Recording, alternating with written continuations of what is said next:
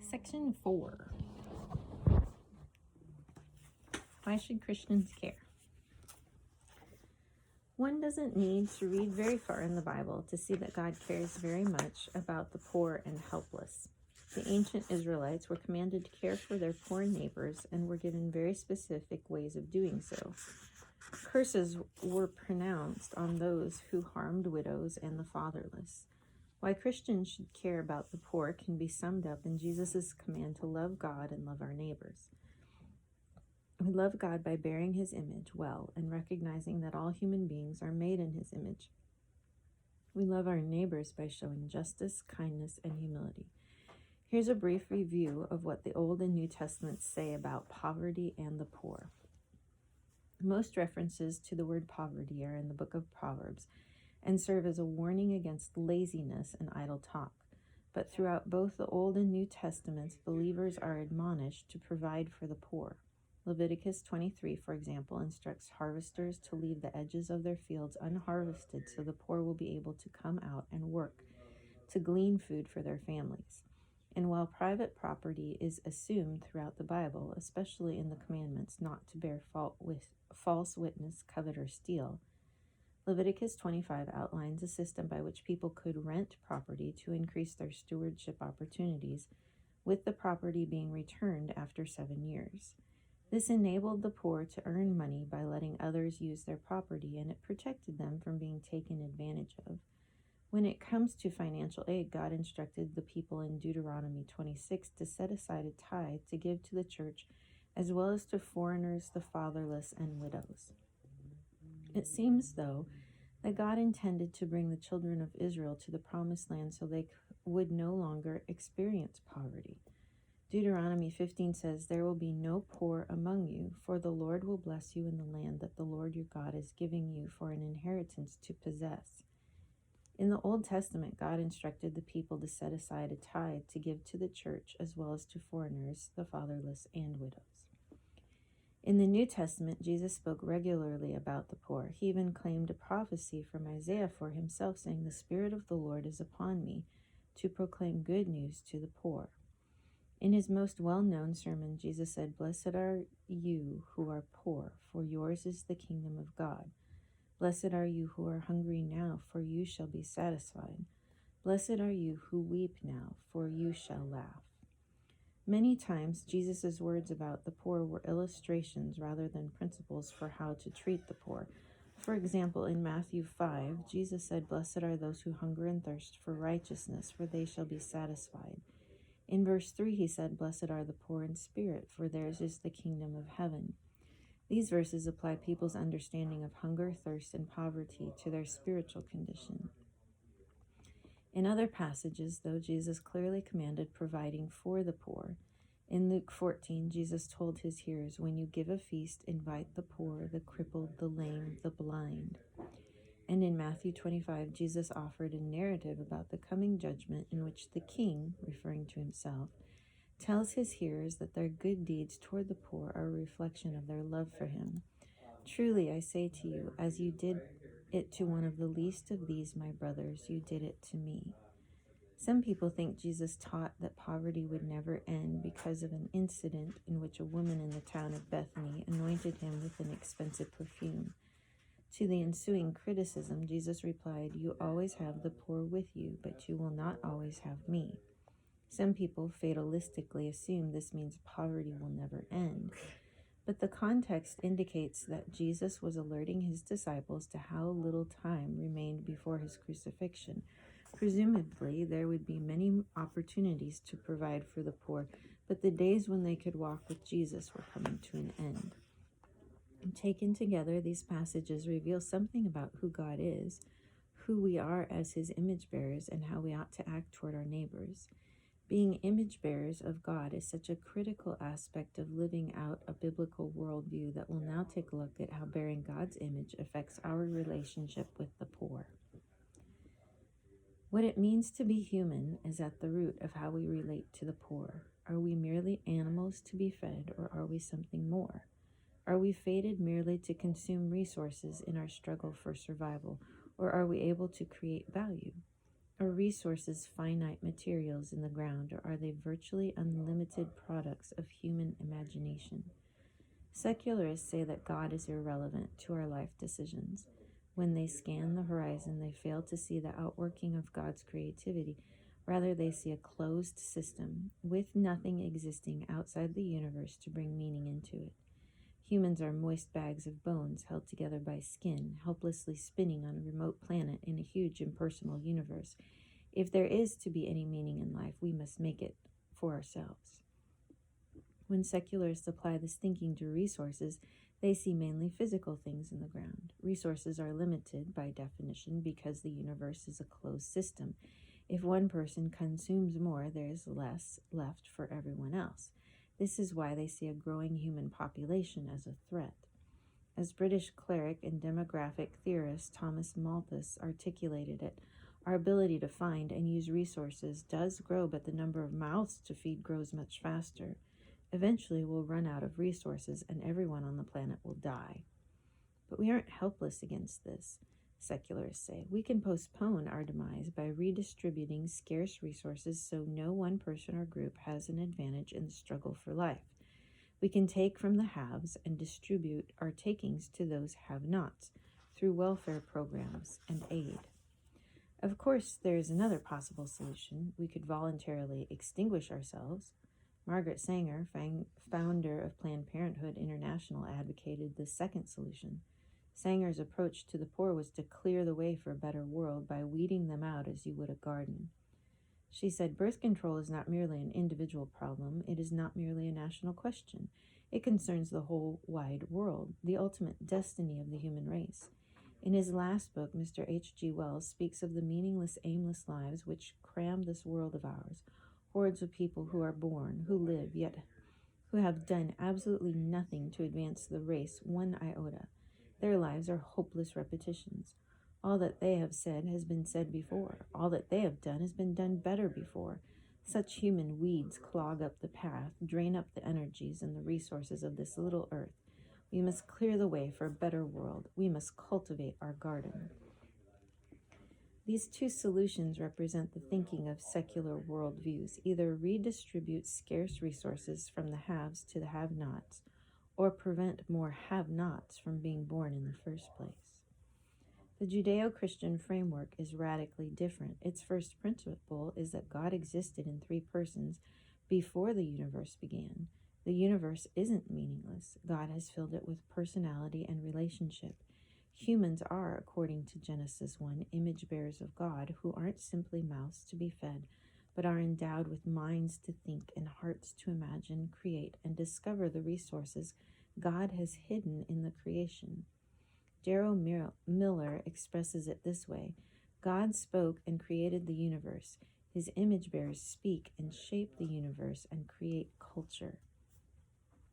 If God exists and humans bear his image, our primary resource isn't what's in the ground, it's what's in our minds.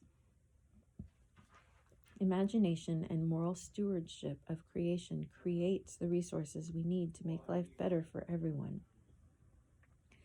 Consider as an example the wealthy nation of Singapore, where 5 million people inhabit an island on 274 square miles. Nearly 20,000 people live in each square mile. Contrast that with neighboring Malaysia, a country rich in natural resources in which fewer than 100 people per square mile compete for that substance, and yet Malaysia is quite poor. Singapore, on the other hand, has no natural resources at all. Even her drinking water must be imported. However, she is vastly wealthy because of her enterprising population. When you think about it, our favorite companies demonstrate the power of imagination and hard work too. As of 2015, the Apple Corporation was valued at more than $700 billion, an amount greater than the total product of all but about 18 of the world's nations. It's perhaps the most valued brand in the world. Apple says it has created nearly 2 million jobs in the United States alone and many tens of thousands more in other countries. And yet Apple wasn't destined to be created. No one dug around in the ground and discovered it.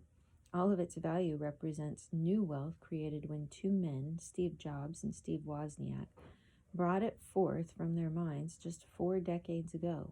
Imagine that. All this wealth birthed from nothing but the imagination and hard work of 2 men. You're probably familiar with the ancient Chinese proverb, if you give a man a fish, you feed him for a day. If you teach a man to fish, you feed him for a lifetime. Certainly, the first priority when it comes to helping the poor is to provide emergency relief from life-threatening conditions. But from a biblical viewpoint, true help involves much more.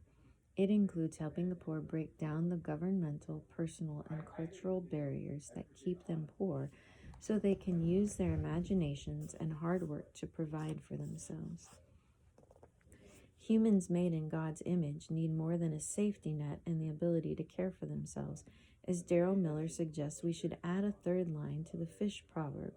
Empower a man to think about fishing and his life will be changed forever. Helping people bear God's image more fully brings transformation and enables them to truly flourish. Not only that, they become capable of helping others in turn. Working toward human flourishing requires a biblical motivation and a biblical mindset. We have to see people differently, as image bearers of God who are held captive by some stronghold, whether government corruption, self-doubt, or cultural barriers that tell them they'll always be poor. The poor need a paradigm shift to see reality as God sees it. This freedom clears the way for flourishing. How can we help create this paradigm shift? The Bible calls us to 3 specific actions. Let's take a look at each for clues as to how we can love our neighbors who are poor. I've used the phrase human flourishing many times in this book. It's a vital concept. Our goal is to help the poor not just survive, but really come alive. But how? Micah 6 says, God has told you, O man, what is good. And what does the Lord require of you but to do justice and to love kindness and to walk humbly with your God? Doing justly, loving kindness, and walking humbly with God provide the framework we need to help the poor come alive. Do justly. God cares about justice. According to Calvin Beisner, the Bible outlines 4 criteria for justice. Impartiality. This means applying all the relevant rules to everyone in every relevant situation. The Bible recognizes that while the poor are most vulnerable to injustice, this doesn't mean that justice should be partial to them. Rendering to each his or her due. Justice demands that something about the person being judged merits the judgment. Justice punishes evil and rewards good. Proportionality. The Bible distinguishes between intentional harm, accidental harm, and harm from negligence. When harm comes from an accident, justice demands that the loss be evened up. In negligence, the person responsible must bear the full loss and restore the full value. If harm is done intentionally, the person at fault must restore to the harmed person what is taken, plus a multiple of the item's value. Conformity to the standards set forth in God's law. An example of this kind of justice is the demand for honesty. For example, in Leviticus 19, Scripture commands the use of just weights and measures. Honesty is the bedrock of trust on which economic prosperity can grow. Love kindness.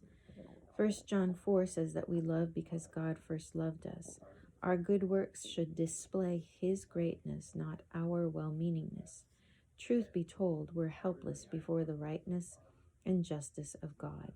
Only when we realize our lostness and embrace His kindness do we become capable of kindness. In this way, kindness proceeds from brokenness.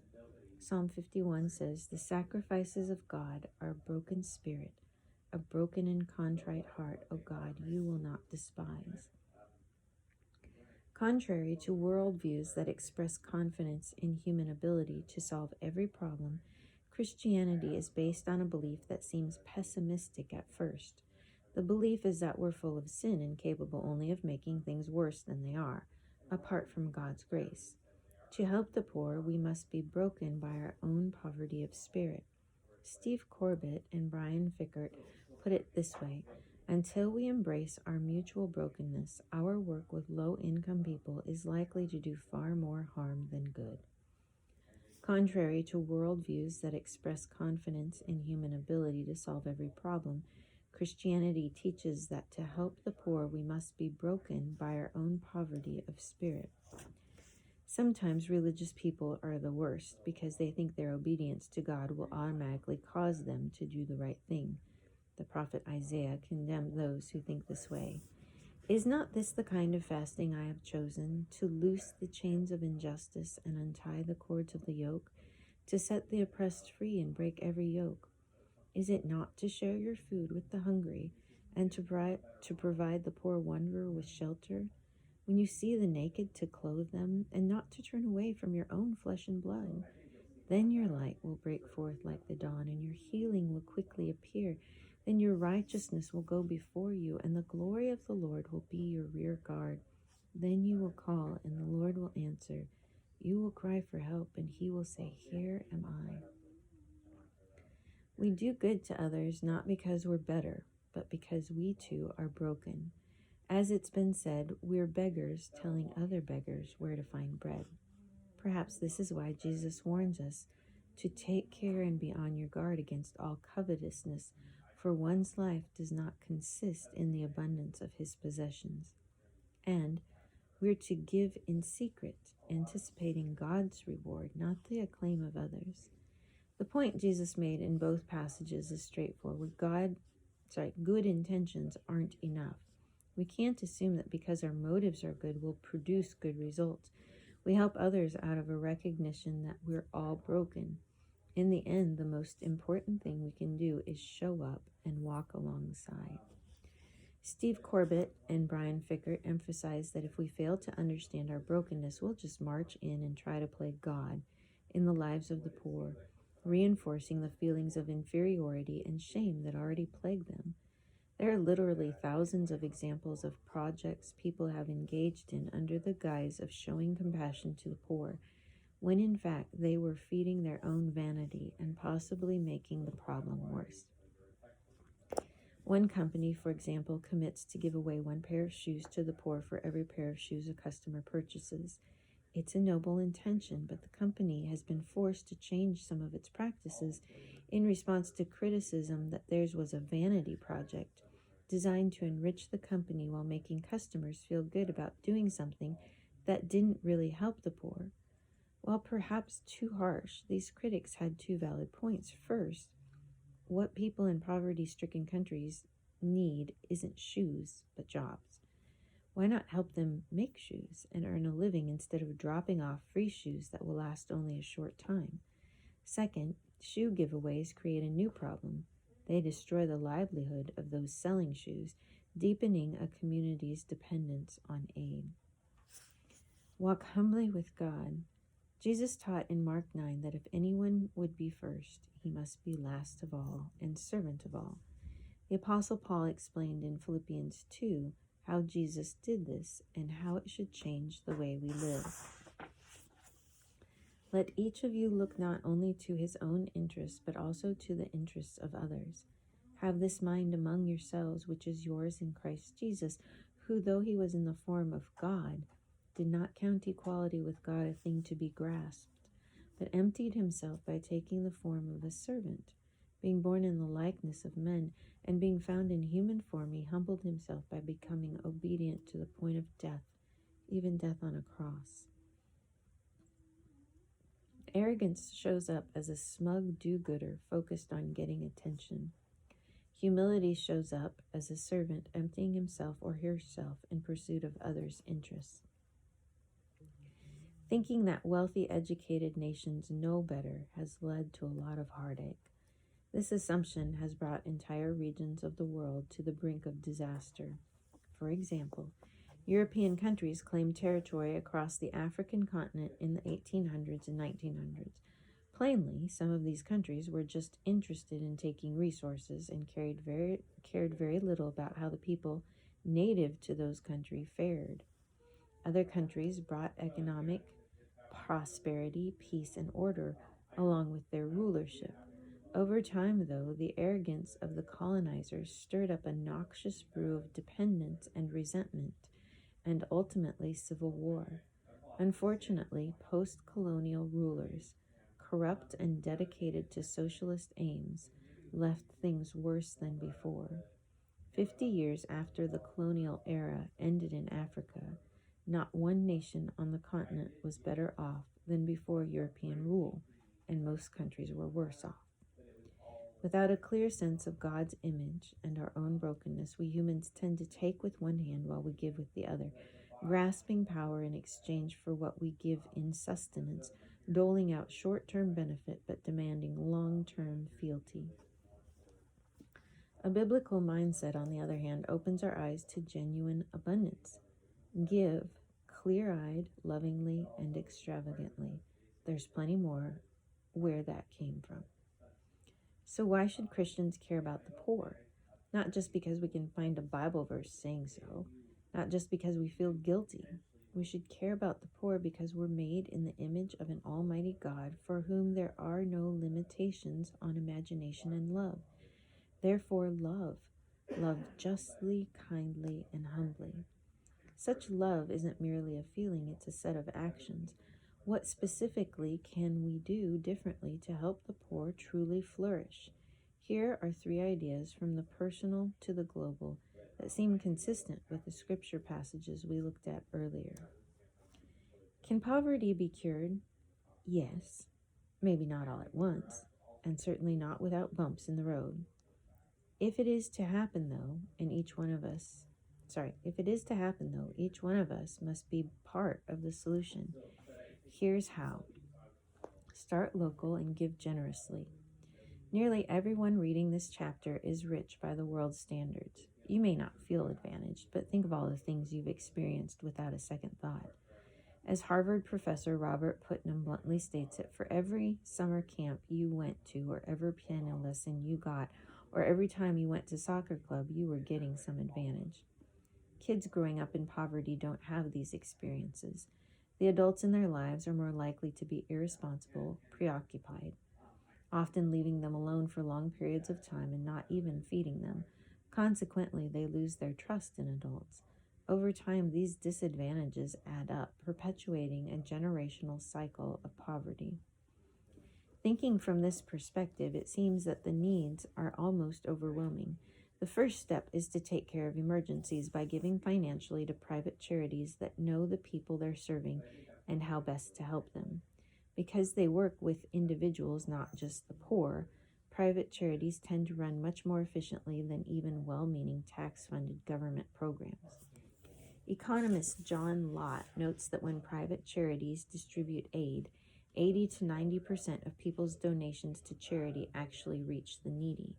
By contrast, 70 cents of every dollar of federal government aid to the poor goes to government, bureaucracy, and others who serve the poor, not the poor themselves. Ministries like Compassion International serve as a positive example of the private approach. Donors give $38 a month, at the time of this writing, to sponsor a child's meals, education, health care, and spiritual nurturing. More than 1 million children are currently being supported in this way. But it's easy to look at poverty around the world and miss opportunities in your own communities. Start with your church. If everyone who goes to church on Sunday gave a 10% tithe, churches would have more than enough money to solve the poverty problem. It's sad that we would rather pay 25 to 50% of our incomes to the government than 10% to the church. Yet according to Patrick Johnson with Generous Church, a financial ministry that equips church leaders, the average Christian gives about 2.4 to 3% of their income during good times and bad times. It doesn't really change dramatically depending on what the economy is doing. Keep in mind, though, it isn't just about money. We each have lots of currencies we can give to help others. Friendship, caring, creative ideas, encouragement, time, joy, persistence, possessions, spiritual gifts, networking, mentoring, persuasion, tutoring, cheering, insight, talents, skills, persuasion, hugs, smiles, words of blessing, and so much more. One 16-year-old I know had very little money but loved to design clothes. She came up with some designs and got a chain of stores to carry them, raising hundreds of thousands of dollars for scholarships to send inner-city youth to a sports camp. Another young woman taught sewing skills to young women who had been sex trafficking victims. Others tutor struggling children. One young man I know organized and led a soccer program for disadvantaged youth, using the experience to help his players gain social skills and learn good character. Older adults can have a significant influence as well. Robert Putnam documents how older adults who just sit and listen to children read can help them increase reading scores by a full grade level. The problem isn't just out there in the world somewhere, it's next door. Start where you are and give as generously as you can. Move beyond aid to asset development. In economics, as in life, it's better to give than to receive. This is true for the poor as well as for the wealthy. Joseph Remenyi is a professor at Deakin University in Australia who closely examines income levels for the poor and publishes regular reports on his findings. Discussing Remenyi's research, Herbert Schlossberg makes a startling claim. Remenyi makes a statement that will appear to some readers to be a quiet truism, but in the context of the actual debates is a blockbuster. He says that projects that actually alleviate poverty do so by seeking to improve output per person. What's this? The output of poor people is to be increased? This will flummox many people associated with the redistribution mentality or with any relief and development program with a helping the poor mentality. It will do so because it is a reversal of the common assumption that you help people by giving to them. It says that we help people by getting more from them. This sounds almost impossibly naive. How can people who have almost nothing produce anything at all? From a secular viewpoint, which says that people are just matter in motion, they probably can't. Just give them aid. But merely giving money to people doesn't solve the problem. It could make it worse. J. Richards references a study from the National Bureau of Economic Research showing no correlation between the amount of aid a country receives and its economic growth, even when you account for the fact that it's the poorer countries that normally receive aid. The executive director of the Acton Institute, Chris Allen Morin, states it even more strongly with respect to the Africa example. Floods of Western aid serve not to lift developing countries out of poverty, but only to poison their homegrown industries, to promote unrest within their borders, and ultimately to strip away the dignity of their people. At the risk of sounding trite, the solution to Africa's problems is Africa. Its people, not neo-colonist UN bureaucrats, are best equipped to solve the crises of hunger and disease the continent faces. While we're presented with tantalizing figures of how much money could end hunger forever, and while in our hearts we want to help make it happen, Morin warns feelings don't alleviate poverty, and neither do the hefty but seemingly blank checks we've been writing for years. Still, there will always be those who, in hopes of achieving some sort of socialist utopia, believe that the rich got their wealth by taking it from the poor and that it must be taken back. They sell their approach to the public by inciting envy, making people feel greedy for that to which they think they're entitled. But as syndicated columnist Cal Thomas notes, envy, greed, and entitlement never created a job or a small business or improved a single life. Not only does redistributed wealth hurt as much as it helps, but the attempts to redistribute it through tax policy usually end up hurting the most those who were intended to benefit from it in the first place. We might feel envious watching the rich lounge about on their yachts, but taxing doesn't hurt rich people. They just buy a vacation house instead. Tax vacation houses, and they'll just rent a hotel room in a nice spot. Those who are hurt the most when luxuries are taxed are the people trying to work their way out of poverty by building yachts or vacation houses. The history of tax policy shows that using taxes to punish the rich hurts the middle class the most. So if redistribution and aid don't work, what will? Is it actually possible for the poor to help themselves? As we've seen, the goal of poverty care is poverty cure. To do this, we need to go beyond the give a man a fish mindset, which is emergency aid, and even beyond the teach a man to fish mindset, which is sustainability. Destroying the stronghold of poverty requires us to teach a man to think about fishing. This requires understanding the larger context of fishing, the ethic of work, stewardship of the land, smart use of water, and so forth. What I'm describing here is the difference between need-based community development and asset-based community development. Need-based community development enters a community and asks, what do you need? After determining what is lacking, it then provides for that need. This is the tendency of secular models of understanding poverty. Such an approach is driven by the belief that people who are poor cannot help themselves. The outsider must send money. This paradigm tends to increase dependency and ultimately poverty. The Judeo-Christian paradigm envisions a plethora of resources inside the community. Asset-based community development. This position argues that God has provided each community and nation the assets they need to flourish. It asks the community, what assets do you have that you can use to solve your problem? Helping poor communities from this perspective involves identifying the dynamic, life-enhancing assets people in the community already possess. These assets include skills like artistic ability or coaching or neighborhood watch, structures like churches or parks or libraries, services like childcare, music lessons, or recycling, and businesses that supply jobs and needed services.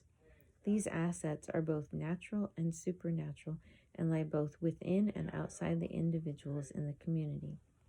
Everyone can bring something to the table, yet this is only the beginning. To cure poverty forever, we have to begin thinking big. Move beyond subsistence. As we saw earlier, aid doesn't build wealth. If anything, it encourages corruption by... Aid doesn't build wealth. If anything, it encourages corruption by tempting those who control governmental power to take a greater share for themselves. Many of these efforts, while well-intentioned, serve mainly to employ lots of people in the aid business. In the developing world, the fight to control the aid money ends up destabilizing countries, leading even to civil war. Many ministries and entrepreneurs have moved beyond aid to helping people set up roadside businesses and family enterprises. This is a crucial next step to providing emergency relief, and yet it isn't the final step. Subsistence efforts cannot lead to long-term stability regardless of the pure hearts and hard work that motivate them. Even if they were entirely successful, they could raise out of poverty only a small portion of the world's 7 billion people. Paying more for coffee to provide a living wage for coffee producers won't raise the global price of coffee.